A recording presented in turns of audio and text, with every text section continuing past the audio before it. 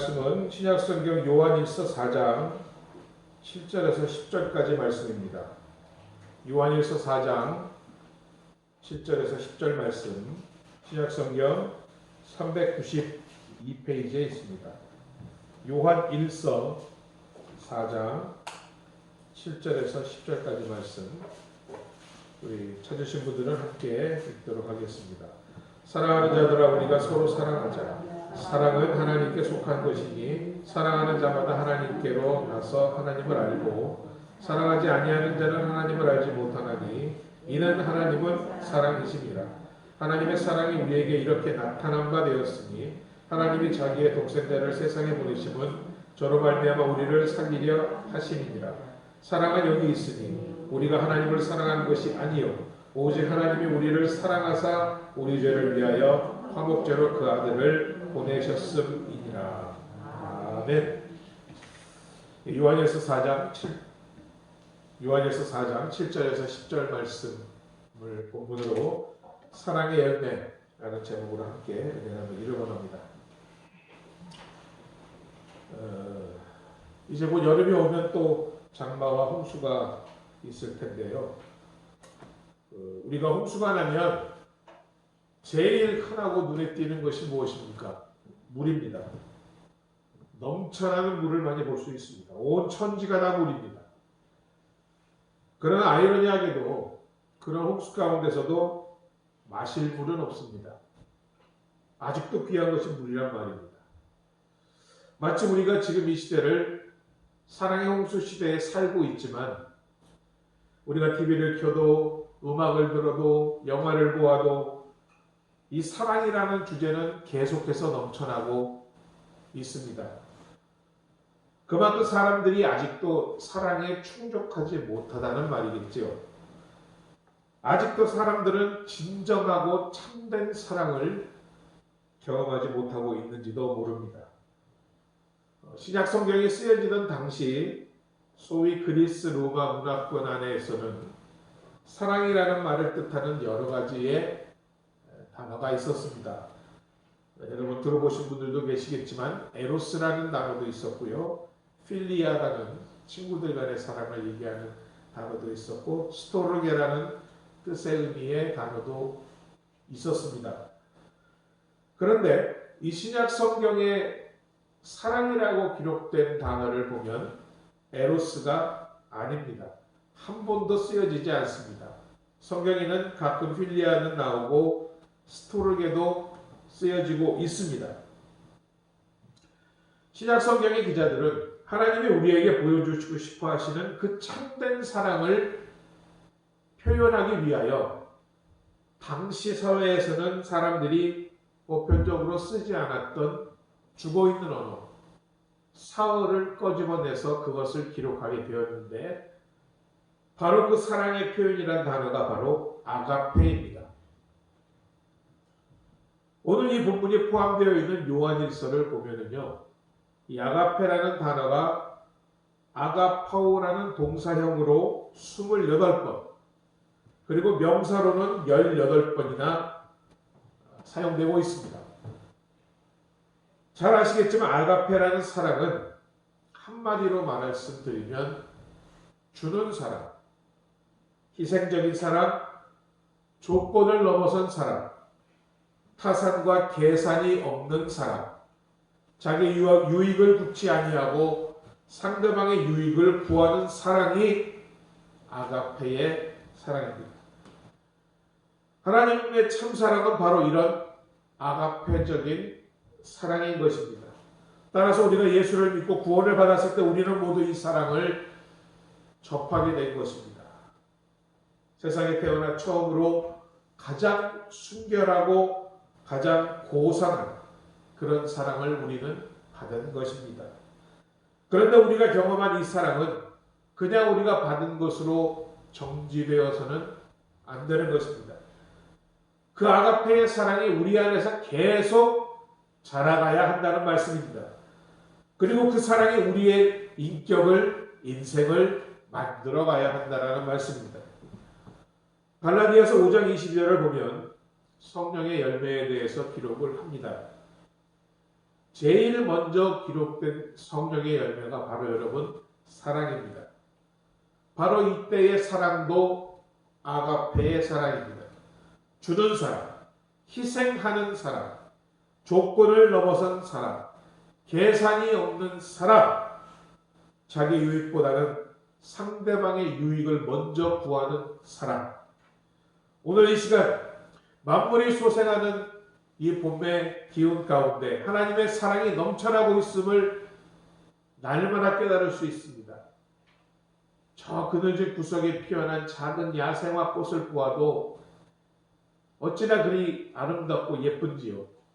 우리 권사님들께 제가 카톡으로 사진을 보냈더니 우리 교회가 이렇게 아름다운지 모르셨다라고 말씀하고 계시는데, 이렇듯 사랑이 넘치는 이 계절, 우리가 과연 이 하나님의 참사랑 아가페의 사랑의 열매를 왜 맺어야 하며 어떻게 맺을 수 있는지에 대해서 여러분과 함께 묵상해 보고자 합니다. 오늘 이 질문에 대한 대답을 얻기 위해서 오늘 본문인 요한일서 4장을 통해 그 질문에 대한 대답을 찾고 싶습니다. 먼저 이 사랑의 열매를 왜 맺어야 하며 어떻게 맺어야 하는지에 대한 첫 번째 질문에 대한 답은 바로 우리가 믿고 있는 하나님이 사랑의 근원이시기 때문에 그렇습니다. 본문 8절에서 말씀합니다. 사랑하지 아니하는 자는 하나님을 알지 못하나니 이는 하나님이 사랑이십니다. God is love. 하나님의 본질이 사랑이라고 말씀하고 있습니다. 바로 이 아가페 사랑은 바로 하나님의 본성이라고 말씀드릴 수 있습니다.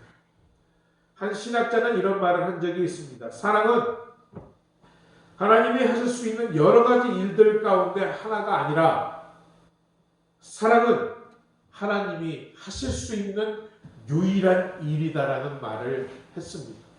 그만큼 하나님에게 가장 중요한 것, 하나님의 특징이 바로 사랑이라는 말씀 아니겠습니까? 그런데 여러분, 이런 아가페적인 사랑, 진정한 사랑, 참된 사랑은 그 서로 간의 인격적인 관계에서만 발견할 수 있습니다. 그래서 하나님은 그 사랑을 나눌 대상으로 우리를 지으셨던 것입니다. 이 창조의 사건 자체가 바로 하나님의 사랑의 표현인 것입니다.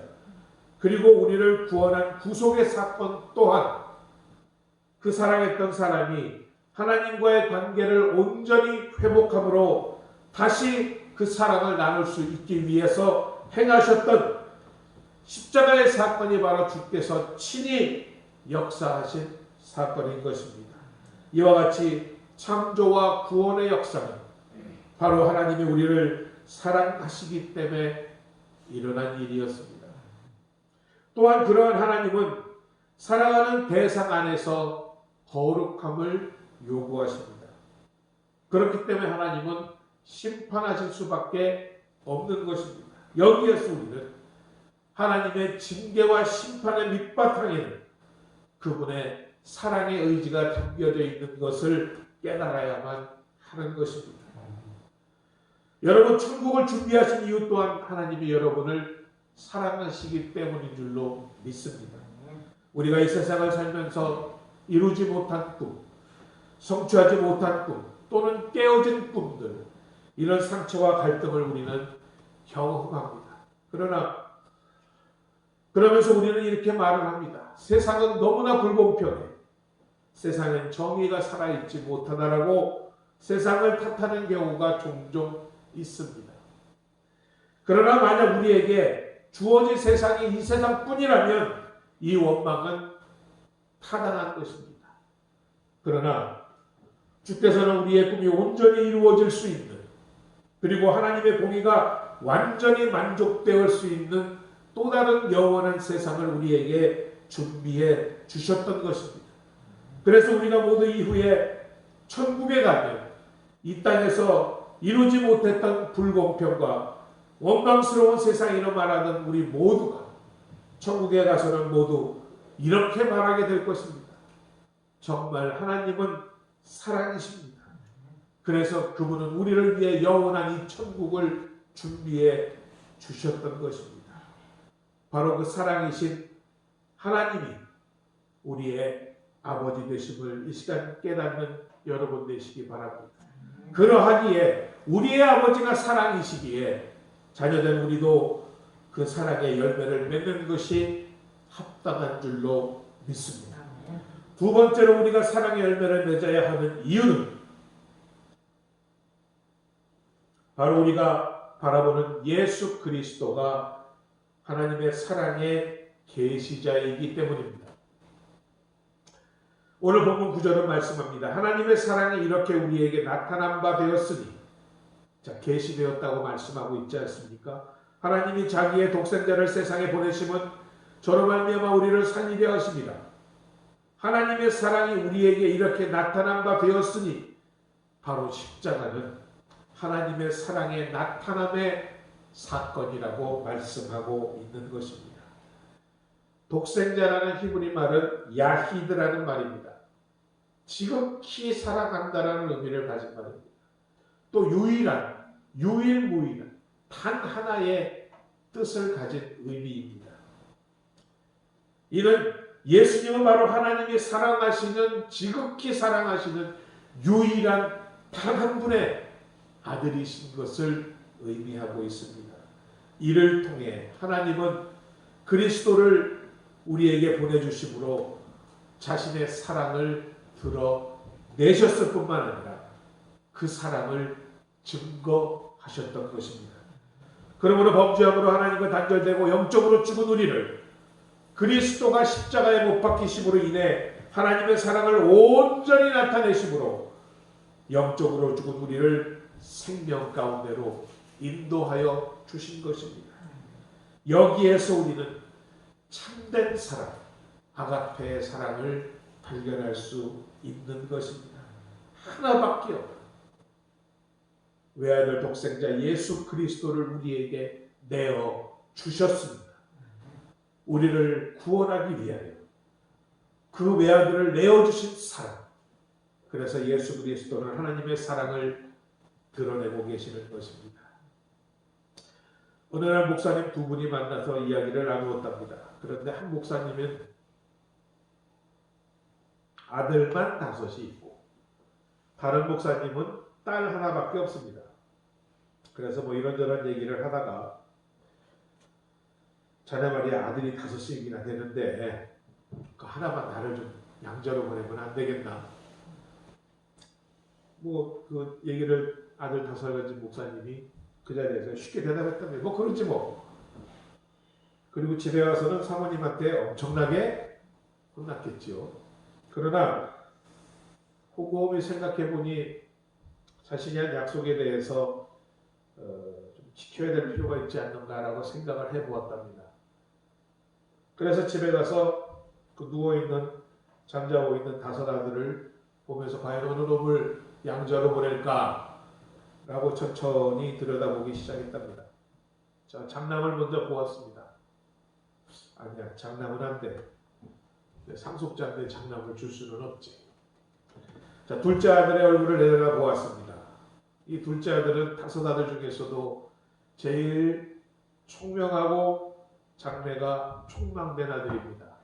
기대가 큰 아들입니다. 아까워서 못 주겠습니다. 자, 이번엔 3번째 아들을 보았습니다. 참 이놈은 특징이 없는데 정말 나하고 똑같이 닮았어. 똑같이 생겼어 나랑. 안 되지. 자, 이번엔 4번째 아들로 눈을 돌렸습니다. 참, 이 아들은 너무너무 몸이 약하고 병치레가 많고 안타까워서 못 주겠어. 마지막 5째 아들, 막내 아들 얼굴을 보았습니다. 아이고, 이 남주기 아까운 막내를 내가 어떻게 주나. 그러면서 그 목사님은 그날 밤 요한복음 3장 16절을 생각하셨답니다. 하나님이 세상을 이처럼 사랑하사 독생자를 주신 하나님의 사랑. 외아들 되시는 예수 그리스도를 우리를 살리기 위해 스스로 그의 목숨을 십자가에 내어주신 사랑. 예수님은 십자가에 가시기 전 제자들에게 이렇게 말씀하십니다. 내가 너희에게 줄 새로운 계명을 주노니 너희는 서로 사랑하라. 이로써 너희가 내 제자인 줄 알리라. 예수님의 제자들, 그 제자됨의 특성은 바로 서로 사랑하는 것입니다. 우리 또한 이러한 사랑의 열매를 맺을 때에야 우리는 진정한 그리스도의 제자가 될 줄로 믿습니다. 왜 우리가 사랑의 열매를 맺어야 되느냐? 그 두 번째 이유, 바로 예수 그리스도가 우리에게 하나님의 사랑을 드러내셨기 때문입니다. 마지막으로 우리가 사랑의 열매를 맺어야 할 이유, 세 번째는 성령님이 그 하나님의 사랑의 중매자가 되시기 때문입니다. 하나님은 우리를 맺어주시고, 하나님과 우리를 맺어주시고, 우리로 하나님의 사랑을 체험하게 하시는 분이 바로 우리 안에 있는 성령의 역사인 것입니다. 오늘 본문 4장 13절에서도 그의 성령을 우리에게 주심으로 우리가 그 안에 거하고, 그의 성령을 우리에게 주심으로 성령님을 통해서 우리가 하나님의 사랑 안에 거한다라고 말씀하고 있습니다. 또 그가 사랑의 하나님이 우리 안에 거하시게 되었다라고 말씀하고 있지 않습니까?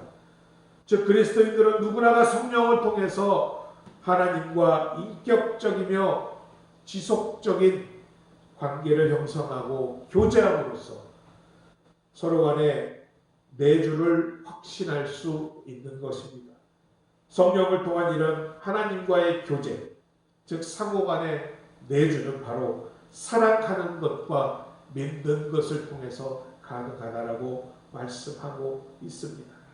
고린도전서 12장 3절도 말씀합니다. 그러므로 내가 너희에게 알리노니 하나님의 영으로 말하는 자는 누구든지 예수를 저주할 자라 하지 아니하고 또 성령으로 아니하고는 누구든지 예수를 주시라 할 수 없다라고 말씀하고 있습니다. 성령님이 바로 우리로 하여금 하나님의 사랑을 체험케 하고 우리로 하여금 하나님 앞에 가게 한 사랑의 중매자인 것입니다. 중매한다는 것이 여러분 참 중요하죠. 요즘은 뭐 그렇게 누가 누구를 소개한다는 일이 참 부담스러운 세상이 되었지만 이 중에는 중매를 통해서 결혼하신 분들도 있을 것입니다. 중매를 잘하면 좋은 사람 만나서 일생을 참 행복하게 사는 분도 있고 또 중매를 잘못해서 이거 헤어지지도 못하고 후회하며 어려운 일을 당할 수도 있습니다. 한 형제가 어떤 자매를 너무너무 좋아했답니다. 그래서 사랑을 고백하는데 그 자매 쪽에서 아무런 반응이 없더랍니다. 그래서 하루에 한 번씩 러브레터를 쓰기로 했습니다. 사랑의 고백 편지를 하루에 한 통씩 그 자매에게 보냈습니다. 그러니까 일주일이면 이 자매는 그 형제로부터 7통의 사랑의 편지를 받은 것입니다. 그런데도 반응이 없습니다. 그러자 이 청년은 그럼 내가 이제는 하루에 3번 편지를 써야 되겠다. 자, 일주일이면 21통의 편지입니다. 그죠? 드디어 이 자매는 감동을 받았습니다. 결론은 어떻게 났을까요? 이 자매는 결혼을 하게 했는데 그 편지를 배달하고 제보하고 있답니다. 중매한다는 것이 여러분 중요한 것입니다. 그죠?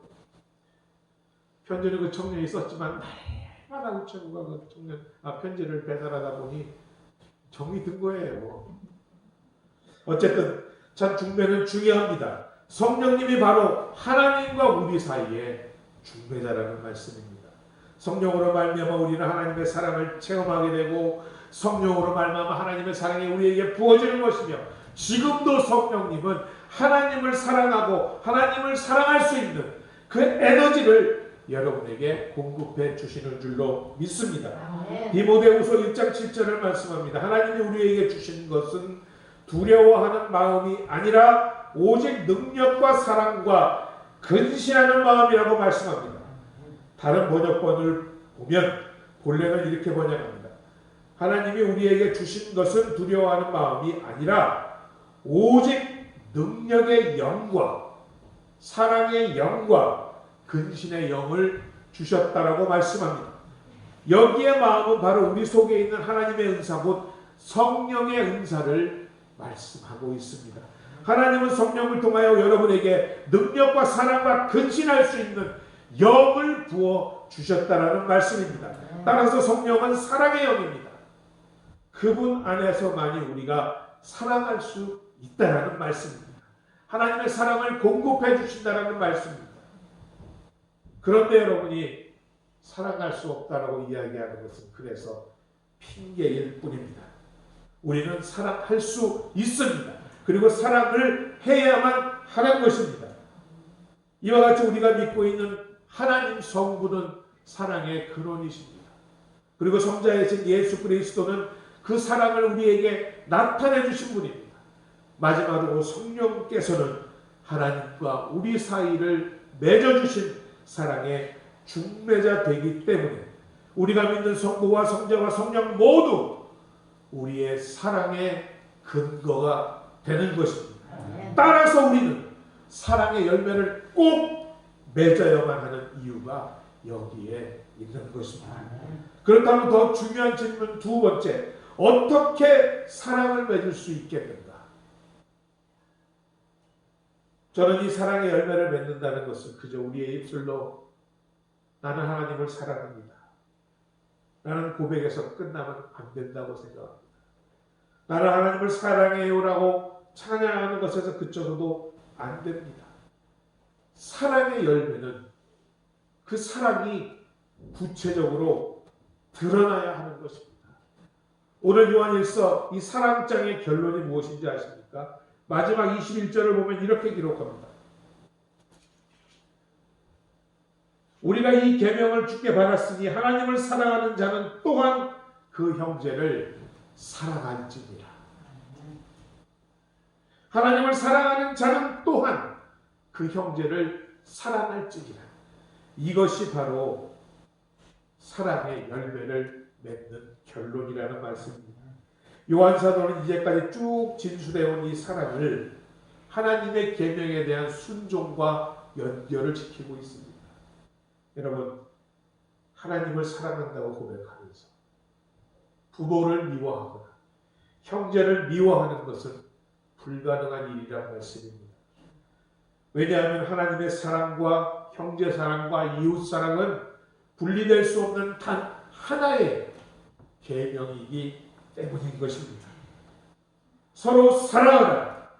예수님의 말씀은 또 동일하게 이 계명을 반영하고 있습니다. 하나님 사랑과 이웃 사랑은, 형제 사랑은 분리될 수 없는 단 하나의 계명인 것을 이 시간 깨닫는 복된 여러분들 되시기 바랍니다. 하나님을 사랑하고 내 이웃을 내 몸과 같이 사랑하라는 명령은 예수 그리스도의 말씀으로 결국 예수 그리스도는 그 하나님의 사랑을 자신의 성육신을 통하여 십자가를 통하여 우리에게 보여주시지 않았습니까?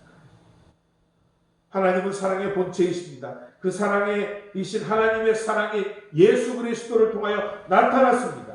그리고 성령님으로 말미암아 우리가 그 사랑을 체험하고 그 사랑이 우리 안에 거한 이상 이제는 주님의 명령, 그 사랑의 순종을 우리가 따라야 한다라는 것입니다. 이것은 여러분 21절의 마지막 구절은 계명을 주께 받았다라고 합니다. 계명이다. 이것은 우리의 의무의 순종의 의무를 말씀하고 있는 것입니다. 정말 내가 하나님 말씀을 따라 살고 그러한 결단을 갖고 그러한 의지를 가지고 나가야 한다라는 것입니다. 하나님을 사랑하고 이웃을 사랑해야만 한다라는 것입니다. 11절을 보면 우리가 이같이 서로 사랑하셨은즉 우리도 서로 사랑하는 것이 마땅하다라고 이야기합니다. 마땅하다, 합당하다, 당연하다라는 말이 무엇입니까? 바로 의무임을 이야기하고 있는 것입니다. 사랑하는 자들아, 하나님이 이같이 우리를 사랑하셨은즉 이같이 하나님이 그리스도를 성육신시키고 대속적인 죽음으로 십자가에 못 박히신 것 같이 사랑하셨은즉 우리도 사랑하는 것이 마땅하도다.